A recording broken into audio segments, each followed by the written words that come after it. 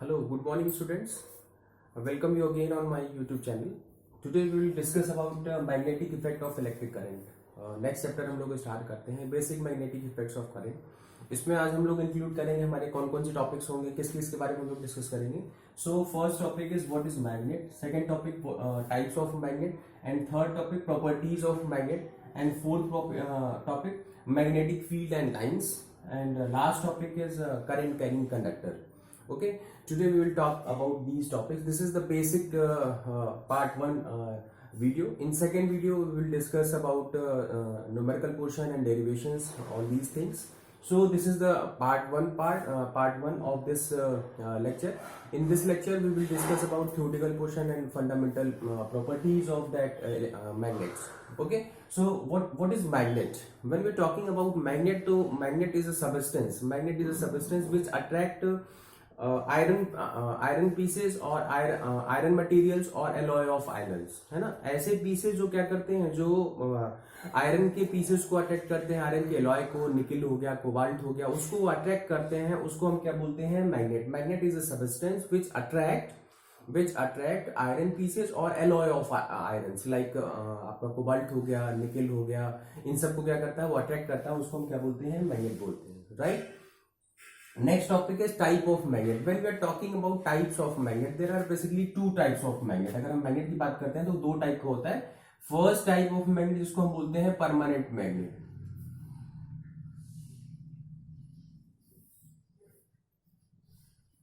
Permanent magnet. And second की हम लोग बात करते हैं, सेकंड हो गया, सेकंड की हम लोग बात करते हैं तो सेकंड बोलते हैं ह्यूमन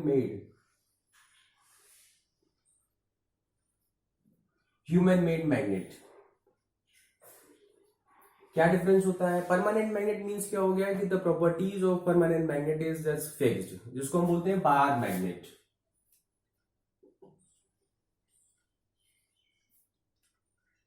बार मैग्नेट क्या हो गया, एक like a piece of magnet. एक पीस ऑफ मैग्नेट होगा जिसमें दो पोल्स होते हैं, नॉर्थ एंड साउथ पोल होता है, तो उसकी प्रॉपर्टी जो होती है वो फिक्स होती है. The properties of permanent magnet is fixed, है ना. Whenever we want to change the properties, अगर हमें इसकी मैग्नेटिक प्रॉपर्टी को चेंज करना होगा, then we can not change, हम उसको चेंज नहीं कर सकते. तो so this is permanent magnet. Permanent magnet को हम बेसिकली कहाँ पे यूज करते हैं? Permanent magnet is use in small toys. छोटी छोटी जो मोटर्स होती हैं उसमें हम परमानेंट मैग्नेट यूज करते हैं. स्मॉल स्केल पे अगर हमें कोई मोटर बनाना होता है तो उसको हम क्या करते हैं, वहां पे परमानेंट मैग्नेट यूज करते हैं. Okay. Second human made magnet. अब अगर उसकी प्रॉपर्टीज को चेंज करना है, कभी हमें उसकी प्रॉपर्टीज को कम करना है, ज्यादा करना है, तो उसको हम क्या करते हैं, तो नेक्स्ट आपका जो टॉपिक है, नेक्स्ट टाइप है, उसको बोलते हैं ह्यूमन मेड मैग्नेट. और इसी को हम बोलते हैं, इसी का जो दूसरा नाम उसको बोलते हैं electromagnet.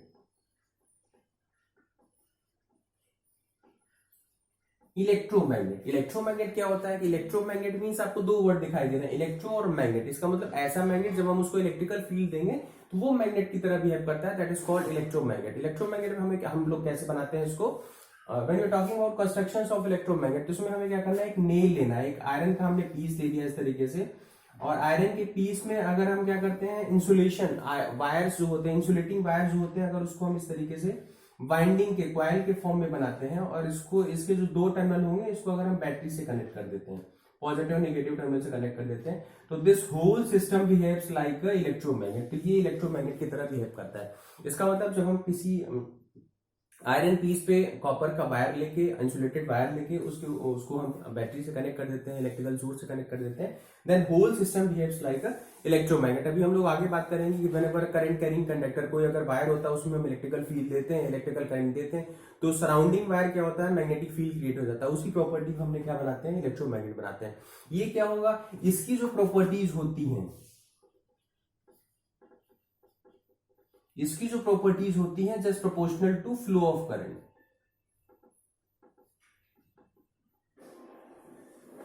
That properties is depend upon flow of current. अगर आप करंट की वैल्यू को कम कर देंगे तो क्या होगा, इसकी जो प्रॉपर्टीज होगी वो कम हो जाएगी, लाइक जो इसकी स्ट्रेंथ होगी वो कम हो जाएगी. When you are increasing the value of current, अगर हम फ्लो ऑफ करंट की वैल्यू को बढ़ा देते हैं तो क्या होगा, the magnetic strength of that electromagnet increases. तो ये इसको लार्ज स्केल पे हम लोग इंडस्ट्रीज में यूज करते हैं. एंड जो बड़ी बड़ी मोटर्स होती हैं, जो बड़े बड़े जनरेटर्स होते हैं, वहां पे अगर इलेक्ट्रिकल आपको मैग्नेट की जरूरत होती है, then we are using electromagnets, right. Next topic हमारा है मैग्नेटिक फील्ड एंड लाइंस. हमें पता है कि जब भी हम मैग्नेटिक फील्ड की बात करते हैं, मैग्नेट की बात करते हैं, तो मैग्नेट है 2 poles, north pole and south pole. हमारे पास बेसिकली 2 पोल्स होते हैं, नॉर्थ एंड साउथ पोल होता है। अगर कहता है कि क्वेश्चन अराइज होता है बोर्ड में, बहुत बार पूछा जाता है कि क्या अगर हम किसी मैग्नेट के छोटे छोटे पीसेस कर देते हैं तो क्या we are able to isolate these poles, north and south pole? तो आंसर आता है no, we can not isolate these poles until and unless, जब तक आप उसको छोटा छोटा करते रहेंगे उसके बाद भी क्या होता है कि automatically these poles are created, ये अपने आप पोल जो होते हैं वो जनरेट हो जाते हैं। इसका मतलब अगर हम इसको छोटे पीस में डिवाइड कर देंगे तो क्या होगा कि एक जो नेक्स्ट पोल, नेक्स्ट जो मैग्नेट बनेगा that will also have north and south pole. इस तरीके से we can not isolate these poles. Strength की अगर हम लोग बात करते हैं तो एक छोटी सी एक्टिविटी अगर हम लोग करते हैं, छोटे छोटे नेल्स अगर हम ले लेते हैं और नेल्स के पास अगर हम मैग्नेट को ले जाते हैं तो हम लोग ये देखते हैं कि जितने भी नेल्स होती हैं वो मैक्सिमम जो नेल्स होती हैं that will attract by the edge of that magnet. जो मैग्नेट के किनारों पे आप देखेंगे तो मैक्सिमम जो नेल्स होती हैं वो अट्रैक्ट होती हैं, और इसके सेंटर पे जो अगर हम मैग्नेट उसकी बात करते हैं नेल्स की, तो सेंटर पे जो नेल्स होती हैं वो मिनिमम होती हैं। ये क्या एक्टिविटी शो करता है? That shows that the strength of the magnet will be maximum at the pole point, at the edge of that pole.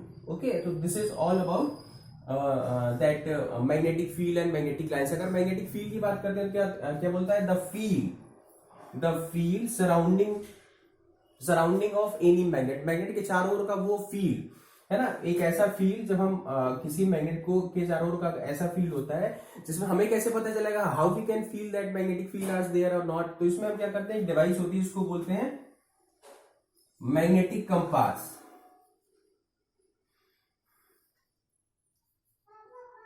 Magnetic compass को अगर हम किसी मैग्नेटिक फील्ड के पास में ले जाते हैं तो क्या होता है कि सराउंडिंग जो मैग्नेट होता है अगर वो उसके फील्ड के इन्फ्लुएंस पाता है तो मैग्नेटिक कंपास में निडल होता है, निडल में क्या होता है डिफ्लेक्शंस होता है। If there will be deflection in any magnetic compass when it comes to near to any magnet, अगर वो किसी मैग्नेट के पास में आते हैं तो अगर उसमें कोई डिफ्लेक्शंस होता है, इसका मतलब क्या है कि उसके सराउंडिंग मैग्नेटिक फील्ड, तो ये क्या होता है कि हमें दिखाई नहीं देता मैग्नेटिक फील्ड। तो magnetic field is a imaginary field when any magnetic compass comes near to that magnet then it deflects, तो उसको उस फील्ड को हम क्या बोलते हैं? Magnetic field. नेक्स्ट कह रहा है मैग्नेटिक लाइंस क्या होती हैं? तो मैग्नेटिक लाइंस भी क्या होती हैं? ये this is all also imaginary, ये भी इमेजनरी होती हैं। जो हमारी मैग्नेटिक लाइंस होती हैं वो कहां से निकलती हैं? North and south. तो हमारा कहता है कि नॉर्थ से निकलती है और साउथ की ओर जाती है, तो हमारी जो मैग्नेटिक लाइंस होती है क्लोज लूप फॉर्म करती है लाइक दिस।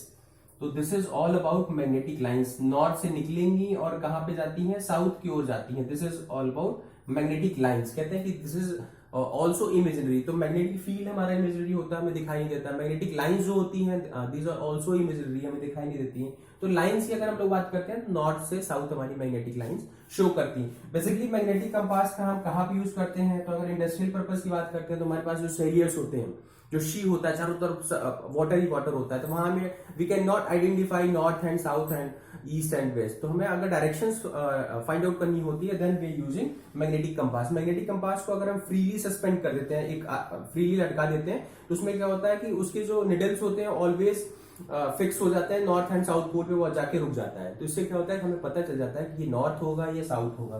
तो this is uses of that magnetic compass. Next कह रहा है कि नेक्स्ट टॉपिक हमारा है electric current carrying conductor. Current carrying conductor is this is last topic on my video. तो इसमें कह रहा है करंट कैरिंग कंडक्टर मींस क्या हो गया कि current carrying conductor, a conductor क्या है? Conductor is a material which allow to flow of current. तो किसी कंडक्टर में अगर करंट कैरी करता है तो उसके चारों ओर क्या होता है? सराउंडिंग द कंडक्टर अब मैग्नेटिक फील्ड विल क्रिएट। अगर मान लो सिंपल सा मैं कंडक्टर ले लेता हूं, उसको अगर हम एक इलेक्ट्रिकल सप्लाई से कनेक्ट कर देते हैं तो सराउंडिंग द कंडक्टर, अगर ये कंडक्टर होगा तो सराउंडिंग द कंडक्टर अब मैग्नेटिक फील्ड विल क्रिएट। यहाँ पे क्या होगा? मैग्नेटिक फील्ड जनरेट हो जाता है। अगर मैग्नेटिक फील्ड जनरेट हो रहा है then how we can feel that magnetic field are there or not? तो इसमें क्या होगा कि जब भी आप उसको इलेक्ट्रिकल सप्लाई देते हैं तो with the help of magnetic compass we can check whether the magnetic field are there or not, right? This is basically basics of that chapter, magnetic effect of electric current.